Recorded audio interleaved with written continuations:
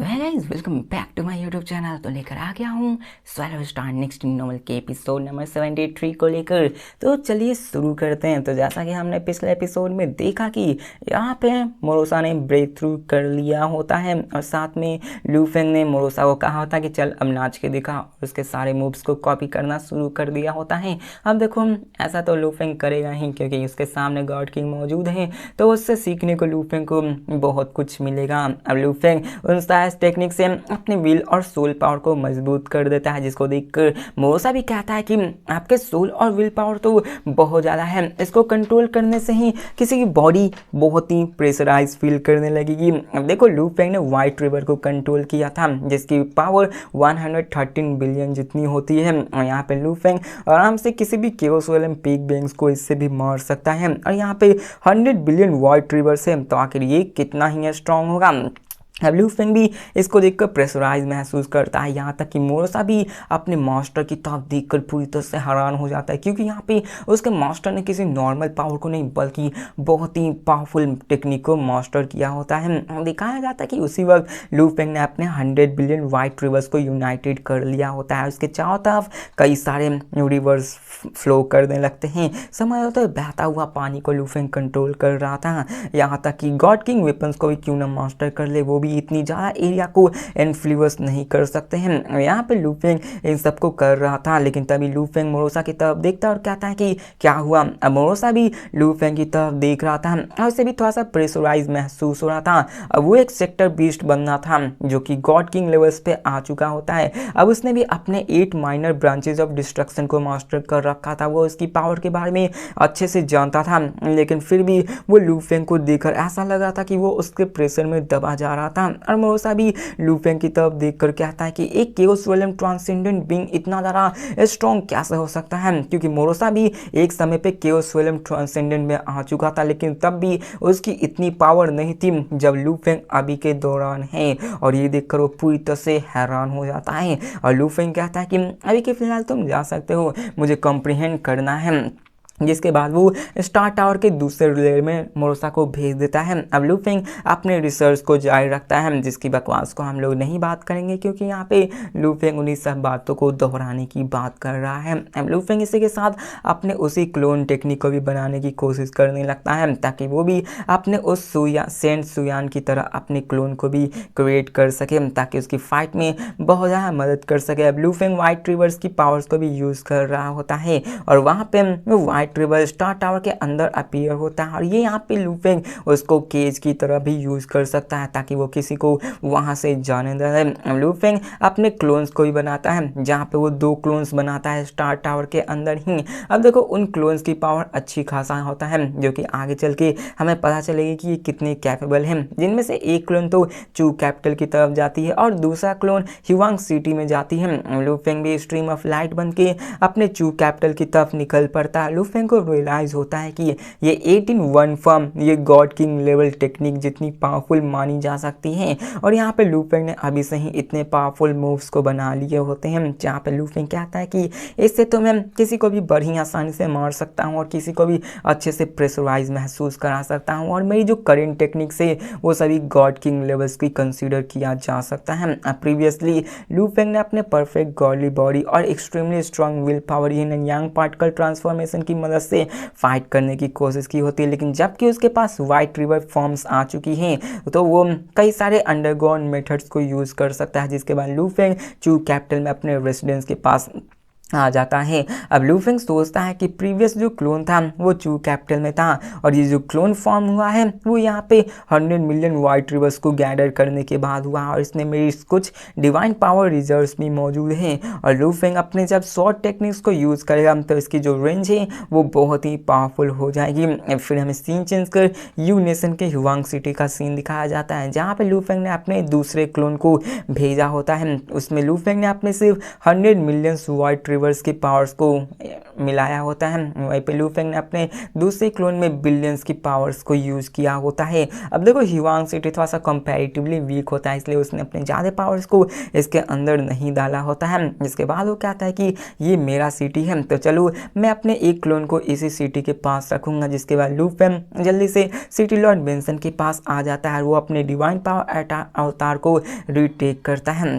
अब यहाँ पे सर्वेंट्स भी सिटी लॉर्ड्स के सामने खड़े होते हैं और यहाँ पे वो लू फेंग के डिवाइन अवतार और रियल क्लोन को देख में ये उनके बारे में कोई भी डिफरेंस नहीं बता पा रहे होते हैं कि यहाँ पे लू फेंग का क्लोन है या फिर रियल डिवाइन अवतार, क्योंकि उन सब की पावर इतनी ज़्यादा नहीं थी कि वो लू फेंग के सारे पावर्स को मेजर कर सकें। अब लू फेंग सिटी लॉर्ड बेंसन की कुर्सी पे बैठ जाता है। अब ये क्लोन ही गॉड किंग फर्स्ट टायर जितनी पावरफुल होती है, समझ रहे हो, सिर्फ लू फेंग का ये क्लोन जो कि फर्स्ट टायर गॉड किंग के जितनी पावरफुल होती हैं। और लू फेंग को भी सारे वेरियस मेथड्स के बारे में पता होता है। और अब फिर देखो ऐसे ही लू फेंग की बकवास फिर से चालू हो जाती है, जहाँ पे लू फेंग बताता है कि यहाँ पे मेरी अगर क्लोन डिस्ट्रॉय भी क्यों ना हो या मैं उन्हें बड़े ही आराम से फिर से रिक्रिएट कर सकता हूँ। अब यहाँ पे चू कैपिटल के बारे में दिखाया जाता है कि ओरिजिन कॉन्टिनेंट में कई सारे रैंकिंग को टॉप्स में देखा जाता है। यहाँ पे कोई भी चू कैपिटल्स ने पर्सनली किसी दूसरे फैक्शन को ट्रबल में नहीं डालने की कोशिश करता है। और साथ में हमें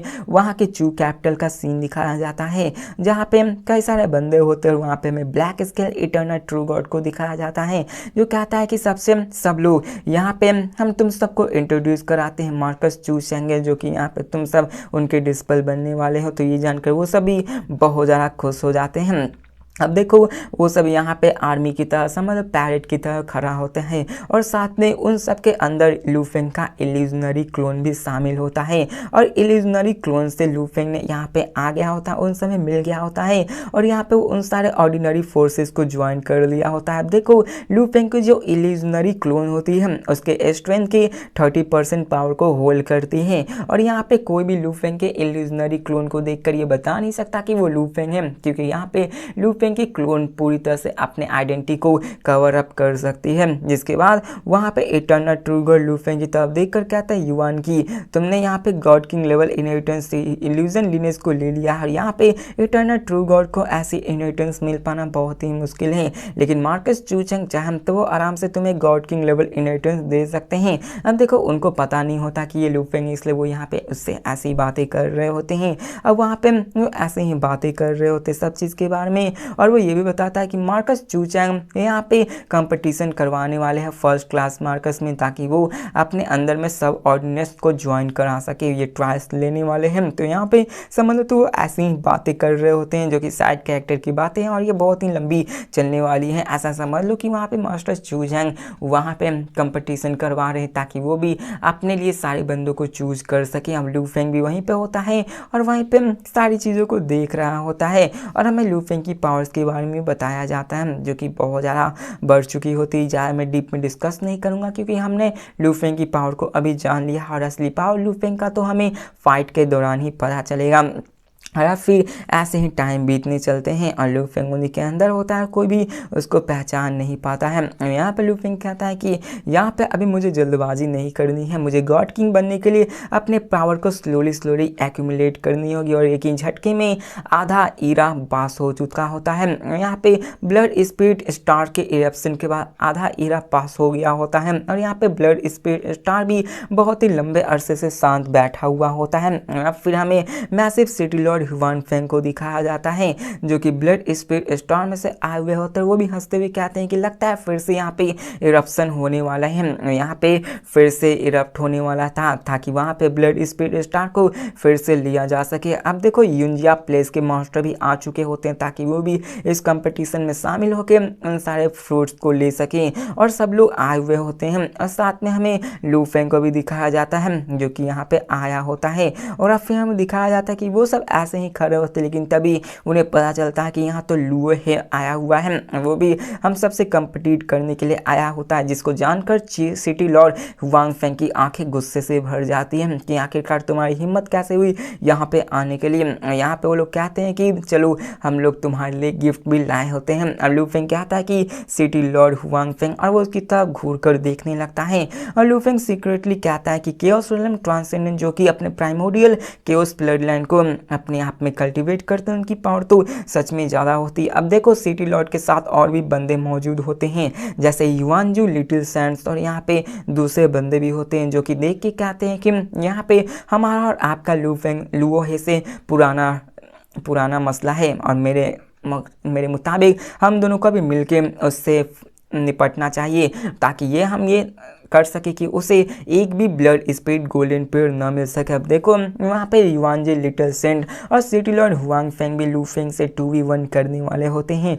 और लू फेंग उन दोनों की तरफ देखकर कहते हैं कि क्या तुम दोनों मिलकर मुझसे फाइट करना चाहते हो। अब देखो पिछली दफा लू फेंग की इन सब से फाइट हुई होती है, तो लू फेंग उतनी ज़्यादा उन सब पे भारी नहीं पड़ रहा होता है, लेकिन लू फेंग इस बार अपने वाइट ट्रिबल के पावर की मदद से बहुत ज़्यादा स्ट्रांग हो चुका होता है। यहाँ पे वो कहता है कि देखते हैं कि तुम कैसे हमसे बच पाते हो, और दिखाया जाता है कि वहाँ पे वो और भी बंदों को शामिल करने लगता है, जिसमें सेंग किंग भी होता है। वो भी कहता है कि ठीक है, हमें भी मिलकर लू फेंग से फाइट करनी चाहिए। और यहाँ पे वो कहता है चलो देखते हैं, और वो कहता है कि लू है, तुम्हें इन सारे ब्लड स्पिरिट गोल्डन पेयर्स को अप कर देना चाहिए, और तुम्हें देखना चाहिए कि हम तुम्हें छोड़ने वाले भी नहीं है। लेकिन लू फेंग कहाँ पीछे हटने वाला था। वो कहता है चलो हम इसे मजा चखाते हैं। अब लू फेंग दूर से ही सीन को देख रहा होता है, और साथ ही में वो अपने वॉच डोमेन रियलम डोमेन को भी कंट्रोल कर पा रहा होता है। और तभी दिखाया जाता है कि लू फेंग ने अपने डोमेन को रिलीज कर दिया होता है, जो कि 8 बिलियन व्हाइट रिवर से बनी हुई होती है। अब देखो यहाँ पे लू फेंग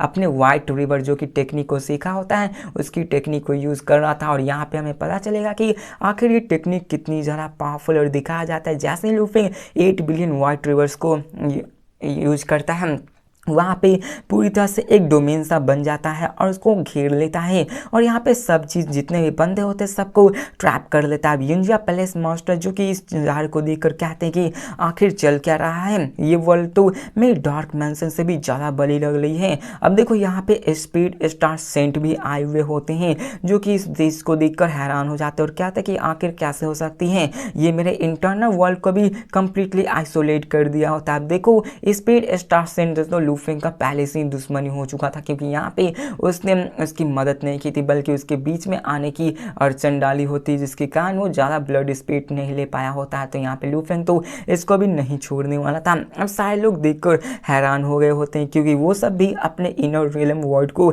सेंस नहीं कर पा रहे होते हैं। लू फेंग अपनी टेरिफाइंग ऑरा को रिसेंबल करता है, जिसको देखकर सारी मानो केओस रियलम के ट्रांसेंडेंट के दिल की धड़कनें तेज हो जाती हैं, और यहाँ पे किसी को समझ नहीं आ रहा होता। और यहाँ पे स्पीड स्टार सेंट की भी दिल कांप सी जाती है, और वो क्या था कि उसकी फिजिकल बॉडी इन्फ्लुएंस यहाँ तो सुप्रीम रूल्स को भी पीछे हटने पर मजबूर कर दे रही है। आखिर कैसे हो सकता है, आखिर इसकी पावर इतनी ज़्यादा कैसे बढ़ सकती है। यहाँ पे दिखाया जाता है कि किसी ने भी नहीं सोचा था कि सिर्फ आधे इराज में लू फेंग की पावर इतनी ज़्यादा बढ़ जाएगी। और हुआ जिंग भी कहता है कि उसने जरूर अपने स्ट्रेंथ में ब्रेक थ्रू किया होगा, नहीं तो आखिरकार वो कैसे इन सारी जगहों को अपने वर्ल्ड के अंदर कवर कर सकता है। अब देखो यहाँ पे speed star saint, Huan Jing, little saint, city lord Huan Feng, palace master Yuan Jio, ये 4 बंदे होते हैं। लू फेंग अकेला होता है, और सामने 4 जो बंदे वो होते कोई नॉर्मल बंदे नहीं। आधे या पहले वो लू फेंग को करीब टक्कर दे सकते थे 1v1 में ही, लेकिन अभी के फिलहाल वो यहाँ पे लू फेंग की इस प्रेशर से ही बहुत ज़्यादा डर रहे होते हैं। लू फेंग उनकी तरफ देखता है और कहता है कि ये सारे ब्लड स्पिरिट फ्लावर्स मेरे होने वाले हैं, क्या तुम सबको ऐसे कोई ऑब्जेक्शन है। तो ये सुनकर स्पीड स्टार सेंट कहता है क्या ये सब तुम्हें बिलोंग करता है, यहाँ पे तुम्हें एक भी नहीं मिलने वाला है, और तुम्हें क्या लगता है तुम यहाँ पे 1v4 कर पाओगे। अब देखो यहाँ पे बैटल 1v4 का होने वाला था, और यहाँ पे स्पीड स्टार जानता था कि उसने लूहे को ऑफेंड कर दिया है, यहाँ पे वो कुछ भी नहीं कर सकता सिवाय फाइट के अलावा। और वहाँ पे सारे बंदे लू फेंग पे अटैक करना शुरू कर जाते हैं और कहते हैं तुम्हें तो एक भी हम नहीं लेने देंगे। वो सब लू फेंग पे अटैक करते हैं। अब देखो यहाँ पे सब कोई नॉर्मल पीक केओस मास्टर नहीं थे, बल्कि केओस विलियम ट्रांसेंडेंट बंदे थे और उनकी पावर गॉड किंग लेवल के फर्स्ट लेवल से थी। तो यहाँ पे कोई भी ऐसे तो पीछे हटने वाला नहीं था और यहाँ पे देखते हो सभी लू फेंग पे अटैक कर देते हैं। लेकिन यहाँ पे हमें दिखाया जाता है पैलेस मास्टर युआन जी को, जो कि पहले तो अटैक करने की सोच रहे होते हैं, लेकिन यहाँ पे वो कहते हैं कि मुझे कोई ऑब्जेक्शन नहीं है, कॉन्ग्रेचुलेसन ब्रदर लू है, तुम्हारे ब्रेक थ्रू के कारण यहाँ पे आज तुम्हारी वजह से तुम्हारी सारी होने वाली और मैं बाहर निकलता हूँ। जिसके बाद वो वहाँ से निकल जाता है। मतलब कि उसने देखा कि लू फेंग का जो पावर है वो बहुत ज़्यादा बढ़ चुका है और पैलेस मास्टर युआन जी पहले से ही हटने को तैयार हो जाते हैं और वहाँ पे कुछ फ्यूअर्स के लिए अपनी जान को दांव पे नहीं लगाना चाहते थे, क्योंकि यहाँ पे उनकी जो बॉडी थी वो रियल बॉडी थी और वो सिर्फ अपने इस चीज़ के लिए अपने ज़िंदगी को दांव पे नहीं लगाना चाहते थे। और यहाँ पे ये देखकर सिटी लॉर्ड चिल्लाकर कहते हैं, युआन जी हो तुम तो बहुत ही डरपोक निकले, हम तीनों ज्वाइंट फोर्सेस के साथ उस पर अटैक करें लेकिन फिर भी तुम डर रहे हो। तो मास्टर युआन जी कहते हैं कि मैं नहीं बल्कि तुम डर रहे हो, तुम सबके पास कई सारे क्लोन्स है और यहाँ पे तुम्हारे क्लोन्स को अगर तबाह भी कर दिया जाए तो तुम्हें कोई भी फर्क नहीं पड़ेगा। जिसके बाद वहाँ पे वो चला जाता है और लू फेंग भी इस चीज़ को समझ पा रहा होता है। अब देखो 1v4 की जगह 1v3 सिचुएशन होगा, क्योंकि यहाँ पे लू फेंग ने तो पहले से ही एक बंदे को लॉबी के बाहर भेज दिया होता है। तो इसी के साथ हमारा ये एपिसोड भी खत्म होता है। तो मिलते हैं नेक्स्ट वीडियो में और देखते हैं लू फेंग आखिर 1v3 कर पाता है या फिर नहीं। तब तक के लिए बाय।